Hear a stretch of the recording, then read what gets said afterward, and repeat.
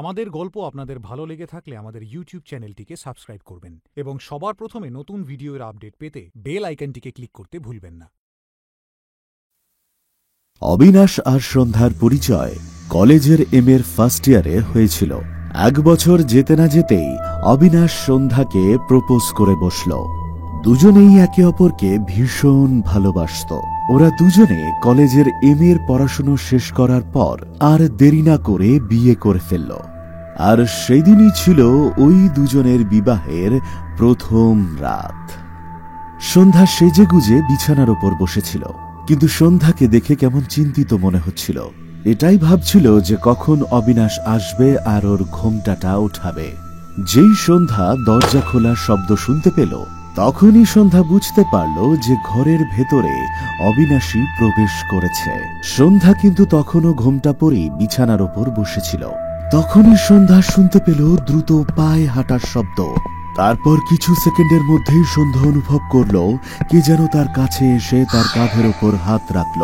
অবিনাশের কথা ভাবতে ভাবতেই সন্ধ্যা মুচকি হেসে উঠল। তারপর ওই হাত ধীরে ধীরে সন্ধ্যার পিঠের উপর যেতে শুরু করল।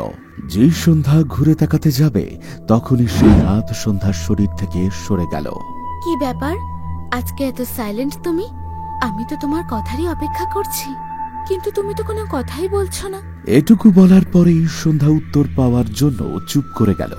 আরে কি হয়েছে, বলছো না কেন?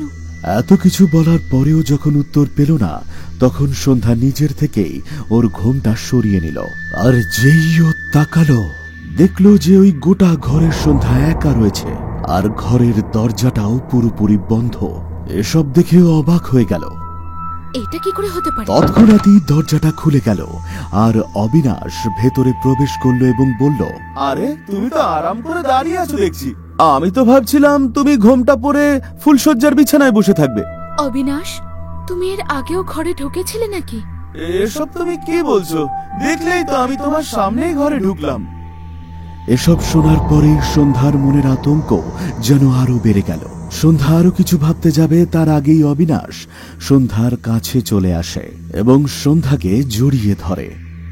আজ রাতে কিন্তু কোনো মজা নয়, বুঝতে পারলে? এমনটা বলেই অবিনাশ সন্ধ্যাকে কোলে তুলে বিছানায় নিয়ে যায়। আর এমন ভাবেই দুজনেই নিজেদের প্রথম বিয়ের ফুলশয্যার রাত অনুভব করল। পরের দিন দুপুর বেলায় সন্ধ্যা বাথরুমে স্নান করছিল। ও তখন বাথটাবে ছিল আর লোফার সাহায্যে নিজের শরীর পরিষ্কার করছিল। তখনই সে অনুভব করতে শুরু করলো যে কে যেন তার পা দুটো ধরে টানছে, কিন্তু ওই বাথটাবে তো ও একাই ছিল। সন্ধ্যা নিজের পা দুটো ছাড়াবার চেষ্টা করছিল, কিন্তু ওই হাত দুটো খুবই শক্ত করে ধরেছিল। অবিনাশ, বাঁচাও! সন্ধ্যা অবিনাশকে চিৎকার করে ডাকছিল। আর তখনই ওই হাত দুটো সন্ধ্যার পা টেনে বাথটাবের একেবারে জলের তলায় নিয়ে গেল। সন্ধ্যা নিঃশ্বাস নিতে পারছিল না, কিন্তু সন্ধ্যা এটুকু অনুভব করতে পারছিল যে অন্য কেউ তার পা শক্ত করে ধরে রয়েছে। সন্ধ্যা ছটফট করছিল, তবুও সে নিজেকে এই অবস্থা থেকে কিছুতেই মুক্ত করতে পারেনি। সন্ধ্যা! অবিনাশ তারপর বাথরুমের মধ্যে পৌঁছয়, কিন্তু সন্ধ্যাকে কোথাও দেখতে পায়নি। কিন্তু আচমকাই অবিনাশ যখন জল থেকে বুদবুদ উঠতে দেখে, তখন সে ভয় পেয়ে যায়। সন্ধ্যা, বাইরে বেরিয়ে এসো! অবিনাশ খুব তাড়াতাড়ি সন্ধ্যাকে বাথটাব থেকে বের করে নিয়ে আসে এবং কোলে করে বেডরুমে নিয়ে যায়। কিছুক্ষণ পর সন্ধ্যা জ্ঞান ফিরে যখন চোখ খোলে, দেখতে পায় অবিনাশ তার পাশেই বসে আছে। সন্ধ্যা উঠেই অবিনাশকে জড়িয়ে ধরে। অবিনাশ, কেউ আমায় খুব ভয়ঙ্কর ভাবে আক্রমণ করেছিল। এমনটা কিভাবে হতে পারে? বাথরুমে তো তুমি ছাড়া আর কেউ ছিল না। আর আমি তো এটা কিছুতেই বুঝতে পারছি না যে তুমি স্নান করতে করতে কেন এমন অজ্ঞান হয়ে পড়লে। বাথটবে কেউ আমার পা ধরে নিচের দিকে টানছিল আমায়। সন্ধ্যা অবিনাশকে এই ঘটনা বোঝাবার অনেক চেষ্টা করল, কিন্তু অবিনাশ সন্ধ্যার কথা কিছুতেই বিশ্বাস করছিল না। তবে সেই দিনের পর থেকে সন্ধ্যা নিজের আশেপাশে কেমন একটা অদ্ভুত মায়াবী শক্তি অনুভব করতে শুরু করেছিল। এরপর দুপুরবেলা সন্ধ্যা নিজের রুমে বসে এক মনে গল্পের বই পড়ছিল।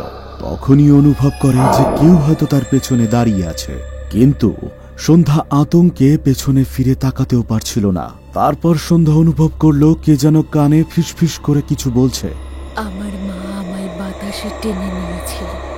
জানালার মধ্যে থেকে আমি টেনে নেই 75 ডিগ্রির মধ্যে, আর আকাশ ছিল খুবই ঝলমলে, বাতাস বইছিল। এসব শোনার পর সন্ধ্যার হৃৎস্পন্দন যেন আরো বেড়ে গেছিল। সন্ধ্যা ফিসফিস করে যা শুনেছিল সেগুলো তারই গল্পের বইয়ের লাইন। তখন সে বুঝতে পারল যে তারই সঙ্গে সঙ্গে তারই নোভেল পেছনে দাঁড়িয়ে কেউ যেন পড়ছিল। আচমকাই এক ঝটকায় ঘাড় ঘুরিয়ে যখন সন্ধ্যা দেখতে গেল, তখন দেখল বিছানায় কে যেন শুয়ে রয়েছে এবং তার গোটা শরীরটা চাদর দিয়ে ঢাকা। সন্ধ্যা তখন বুকে সাহস নিয়ে চাদরের একটা কোণা শক্ত করে ধরে এক ঝটকায় সরিয়ে দিল। সামনের দৃশ্য দেখে সন্ধ্যা একেবারে হতবাক হয়ে গেল, কারণ তার বিছানার চাদরের তলায় কেউই ছিল না। সন্ধ্যা এতটাই ভয় পেয়েছিল যে তার চোখের পলক পড়ছিল না এবং হৃৎস্পন্দন বেড়ে গেছিল।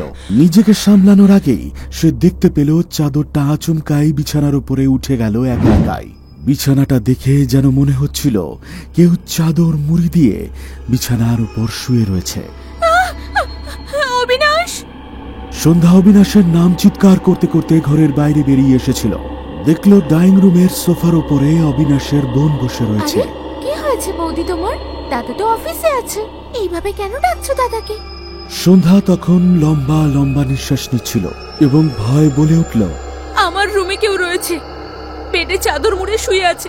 বৌদি তুমি ভয় পেও না, আমার সঙ্গে এসো। না না, আমি যাব না, তুমি অবিনাশকে আসতে দাও। আরে বৌদি, আমি তোমার সঙ্গে আছি। অবিনাশের বোন মধুরিমা এক হাতে একটা লাঠি তুলে নেয়। তারপর সন্ধ্যাকে সঙ্গে নিয়ে সন্ধ্যার রুমে যায়, কিন্তু সেই ঘরে কেউ ছিল না। বৌদি, কে আছে তোমার রুমে? আমি তো কিছুই দেখতে পাচ্ছি না। সন্ধ্যার কাছের কোনো উত্তরই ছিল না। তখন সন্ধ্যা ড্যাব ড্যাব করে শুধু বিছানার উপরে তাকিয়েছিল। ও কিছুতেই বুঝতে পারছিল না সন্ধ্যা এতক্ষণ যা কিছু দেখেছে সেটা সত্যি না মনের ভুল। তুমি এক কাজ করো, যতক্ষণ তোমার দাদা আসছে তুমি আমার সঙ্গে থাকো। একা থাকলে তুমি জানো না কি সব দেখি আমি। সন্ধ্যা মধুরিমার সাথেই ছিল। যখন অবিনাশ বাড়ি ফিরল, সন্ধ্যা তখন তাকে সবকিছু বলল, কিন্তু অবিনাশ সন্ধ্যার এসব কথা কিছুতেই বুঝতে পারছিল না যে সন্ধ্যা এসব কথা কেন বলছিল। অবিনাশ সান্ত্বনা দিয়ে সন্ধ্যার সাথে শুয়ে পড়ে। সন্ধ্যাও চোখ বন্ধ করে ঘুমানোর চেষ্টা করে, কিন্তু কেন জানি সন্ধ্যা অনুভব করতে শুরু করে যে তার আশেপাশে কেউ যেন দাঁড়িয়ে আছে। সকালবেলায় সন্ধ্যা যখন নিজের বাথরুমে যায়, তখন বাথটাবের দিকে তাকিয়ে সন্ধ্যার সাহসী হচ্ছিল না সেখানে স্নান করতে যাওয়ার। তাই সে ওয়াশ বেসিনের সামনে দাঁড়িয়ে নিজের মুখটা পরিষ্কার করছিল। তখনই আচমকা বাথরুমের লাইটটা বন্ধ হয়ে গেল। তখন সেই অন্ধকারে সন্ধ্যার সামনে একজনকে দাঁড়িয়ে থাকতে দেখল। তারপর লাইট যেই আসে, তখন সন্ধ্যা দেখে যে তার সামনে এক ভয়ানক মেয়ে হাতে একটা ছুরি নিয়ে তার পেছনে দাঁড়িয়ে রয়েছে। সন্ধ্যা কিছু একটা ভাবার আগেই পলকের মধ্যে সেই মেয়েটা সন্ধ্যার পেছন দিয়ে এসে সন্ধ্যার গলায় চাকু ধরে এক কোপে পোজ বসিয়ে দেয়। সন্ধ্যা মাটিতে পড়ে ছটফট করতে থাকে। অন্যদিকে ওই মেয়েটা উধাও হয়ে যায়। সন্ধ্যার চিৎকারের আওয়াজ শুনে অবিনাশ আর মধুরিমা সেখানে গিয়ে পৌঁছয়। সন্ধ্যা, কি হয়েছে? ওঠো ওঠো সন্ধ্যা। অবিনাশ হাত ধরে সন্ধ্যাকে তোলে। সন্ধ্যা নিজের গলা ধরে অদ্ভুত আচরণ করছিল। আমার গলা কেটে দিয়েছে। সন্ধ্যা, তুমি একটু শান্ত হও, কিচ্ছু হয়নি, তুমি একদম ঠিক আছো। অবিনাশ সন্ধ্যাকে শান্ত করল। তারপর সন্ধ্যা নিজের গলা ধরে যখন অনুভব করল যে সে একদমই সুস্থ এবং তার কিচ্ছু হয়নি, এটা জেনে সে অবাক হয়ে গেল। তুমি রুমে চলো, আজকাল তোমার যে কি হয়েছে কে জানে। অবিনাশ সন্ধ্যাকে নিজের ঘরে নিয়ে যায় আর তারপরেই ডক্টরকে বাড়িতে আসতে বলে এবং ডক্টর সন্ধ্যার সাথে একান্তে কিছু কথা বলে। কিন্তু সন্ধ্যার মনে যে এক বড়ই আতঙ্কের ছায়া প্রবাহমান হয়ে রয়েছে। আমি তোমাকে ওষুধ লিখে দিচ্ছি, সময় করে সব খেয়ে নিও, আর যদি কোনো প্রবলেম হয় অবশ্যই আমায় জানাবে। রাত তখন ঘড়িতে 11টা বাজে। সেই ফিসফিস আওয়াজ শুনে সন্ধ্যা জেগে যায়। সন্ধ্যা তখন দেখতে পায় সামনে এক সুন্দরী মেয়ে দাঁড়িয়ে রয়েছে, যে তাকে হাত দিয়ে ইশারা করছে কাছে আসার। সন্ধ্যা তখন সম্মোহিত হয়ে ওই মেয়েটার পেছনে হাঁটতে শুরু করে। সন্ধ্যা একেবারে চুপচাপ ওই মেয়েটার সাথে হাঁটতে হাঁটতে বাড়ির বাইরে বেরিয়ে আসে। ঠিক সেই সময় মধুরিমা ফোনে কার সাথে যেন গার্ডেনে দাঁড়িয়ে কথা বলছিল। বৌদি, তুমি কোথায় যাচ্ছ এখন? সন্ধ্যা শুধু ওই মেয়েটাকেই দেখতে পাচ্ছিল, তাই তো সন্ধ্যা মধুরিমার প্রশ্নের কোনো উত্তর দেয়নি এবং ওই মেয়েটাকেই অনুসরণ করে সন্ধ্যা হেঁটে চলেছিল। মধুরিমা এমনটা দেখেই তাড়াতাড়ি বাড়িতে ঢুকে যায়। সন্ধ্যা তখনও সম্মোহিত হয়ে ওই মেয়েটার পেছন পেছন হেঁটেই চলেছে। সন্ধ্যা মেয়েটাকে অনুসরণ করতে করতে একেবারে জঙ্গলে প্রবেশ করে যায়। আসলে সেই আত্মাটা কে যে সন্ধ্যাকে এত বিরক্ত করছিল? সেই মেয়েটা সন্ধ্যাকে কোথায় নিয়ে যাওয়ার চেষ্টা করছিল?